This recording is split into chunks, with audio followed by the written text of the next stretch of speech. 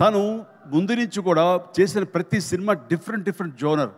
నాకు తెలిసి ఇలాంటి యంగ్స్టర్స్ ఎవరికి కూడా రాని అవకాశం, మా కుటుంబంలో ఉన్న ఇతర హీరోస్ కూడా రాని గొప్ప అవకాశం వరుణ్ తేజ్కి వచ్చింది. అది కేవలం అవకాశం రావడం కాదు, అవకాశం తను క్రియేట్ చేసుకున్నాడు, దాన్ని అందిపుచ్చుకున్నాడు, ప్రూవ్ చేసుకున్నాడు, మీ దీవెనలు పొందాడు. ఈ రోజున ఈ స్థాయిలో ఈ స్టేజ్ మీద ఇలా ఉన్నాడు.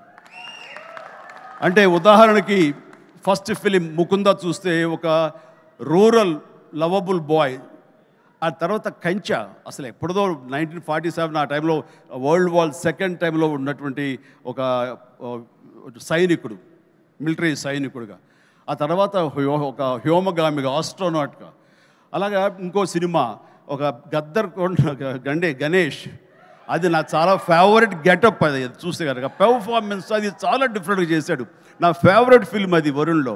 అండ్ తన స్టైలు, హెయిర్ స్టైల్ దగ్గర నుంచి నడక, ఆంగికం, గెస్టర్స్ ఇవన్నీ కూడా చాలా డిఫరెంట్గా ఉంటాయి.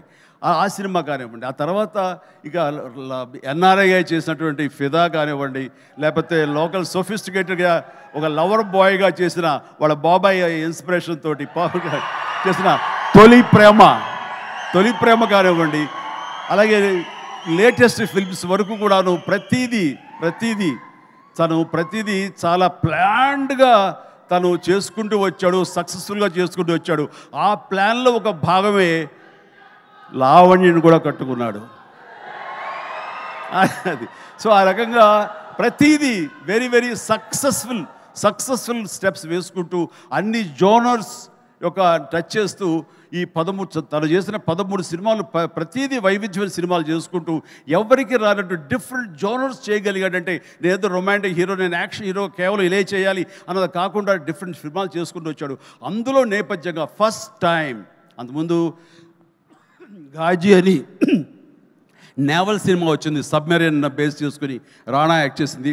ఆ తర్వాత ఎన్నో మిలిటరీ బేస్డ్ సినిమాలు వచ్చి ఉంటాయి, ఉన్నాయి కూడాను. కానీ air strike, surgical strike, air force మీద సినిమా మాత్రం మన తెలుగులో ఇదే మొట్టమొదటి సినిమా. ఇలాంటి సినిమా రావడం అన్నది విజువల్ ఇంపాక్ట్ ఉంటుంది, మీ అందరికీ విజువల్ ఫీస్ట్. ఎందుకంటే ఈ మధ్యకాలంలో నేను లాస్ట్ ఇయర్ వెళ్ళినప్పుడు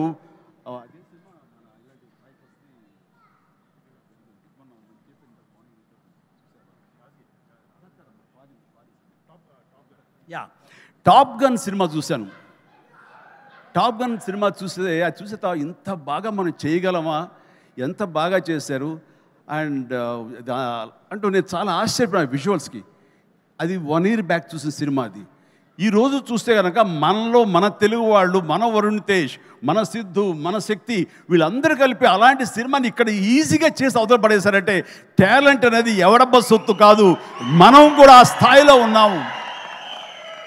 ఆ స్థాయిలో ఉన్నావు అనేది మరొక్కసారి ఈ సినిమా ద్వారా నిరూపించబడుతుంది. ఇలాగే వండర్ఫుల్గా చేశారు వాళ్ళందరూ. అండ్ ఈ రోజున అలాంటి విజువల్స్ తోటి సినిమా చూడలేదు ఒక వండర్ఫుల్ ఒక ఎక్స్పీరియన్స్ ఇది నేను అనుకుంటున్నాను. ఆ ఎక్స్పీరియన్స్ ప్రతి వాళ్ళు అనుభవించాలి, ప్రతి వాళ్ళు చూసి తెరాలి.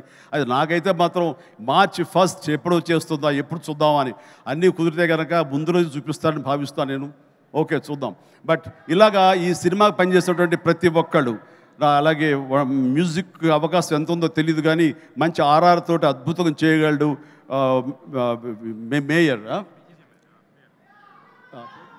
విక్కీ జే మేయర్. అండ్ ఆఫ్ కోర్స్ ప్రతి ఒక్కరికి ప్రతి టెక్నీషియన్స్కి నా హృదయపూర్వక అభినందన తెలియజేస్తూ ఈ సినిమా పెద్ద హిట్ అవుతుంది. ఈ సినిమాని హిట్ చేయటం అనేది తీయటం వరకు వాళ్ళ బాధ్యత. హిట్ చేసి ఆ రకంగా మన సైనికులకు నివాళులు ఇవ్వాల్సింది, ట్రిబ్యూట్ ఇవ్వాల్సినటువంటి బాధ్యత, వాళ్ళకి సెల్యూట్ చేసిన బాధ్యత మనందరి మీద ఉంది. జై హింద్.